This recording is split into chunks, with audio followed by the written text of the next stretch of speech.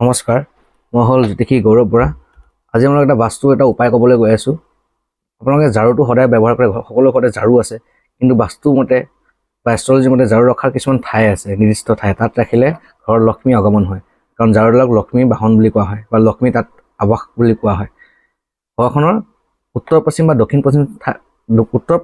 পশ্চিম এই দুটা ঠাইতে আপোনাৰ ঝাৰু ৰাখিব লাগে সাধাৰণতে। আৰু ঝাৰুডাল সদায় শুৱাই ৰাখিব লাগে, থিয় কৰি ৰাখিব নালাগে ঘৰখনত। যেতিয়া লক্ষ্মী নাথাকে বুলি কয়, শুৱাই ৰাখিলে লক্ষ্মী তাত থাকে বুলি কয়। আৰু ঘৰখনৰ মেইন দুৱাৰত সন্মুখত, মেইন গেটত, কিটচেনত আৰু বেডৰুমত আৰু বাথৰুমত, এইবোৰ জেগাত ঘৰত যিডাল ঝাৰু দিয়ে যে সেইটো ৰাখিব নাপায়। সদায় ভাল স্থানত থ'ব লাগে আৰু শুৱাই থ'ব লাগে। আৰু শনিবাৰ মঙলবাৰ দিনটোত ঝাৰু কিনিলে ভাল বুলি কয়, কিন্তু সোমবাৰ দিনটোত কিনিলে বহুত বেয়া বুলি কয়। গতিকে আপোনালোকে এইবোৰ কথা মনত ৰাখিব। সৰু সৰু কথা, এখন ঘৰৰ কাৰণে বহুত উপকাৰী কথা। আপোনালোকে কৰিব, যিমানখিনি পাৰে কৰিলে ঘৰখনৰ কাৰণে উন্নতি হ'ব। আৰু মোৰ এই নতুন চেনেলটো ফ'ল' এণ্ড ছাবস্ক্ৰাইব কৰি দিব, যাতে আপোনালোকে নতুন ভিডিঅ'বোৰ পাই থাকে মোৰ চেনেলটোৰ মাধ্যমেৰে। ধন্যবাদ।